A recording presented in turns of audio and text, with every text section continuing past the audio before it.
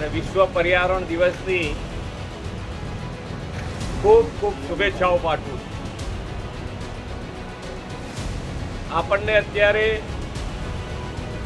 એક એવું નેતૃત્વ મળ્યું છે, વિઝનરી નેતૃત્વ મળ્યું છે કે આ ભવિષ્યની આગળની શું સમસ્યાઓ હશે ને એનું નિરાકરણ શું હોઈ શકે એના માટેનો હર હંમેશ આપણા વડાપ્રધાનશ્રીએ વિચાર કર્યો છે ને એના અમલ કરાવડાવવા માટે જમીન સ્તર ઉપર હંમેશા ધ્યાન રાખી અને આગળ વધવા માટેના આપણને ખૂબ બધા સંકલ્પો આપ્યા છે. એમાંનો એક સંકલ્પ છે એક પેડ માં કે નામ.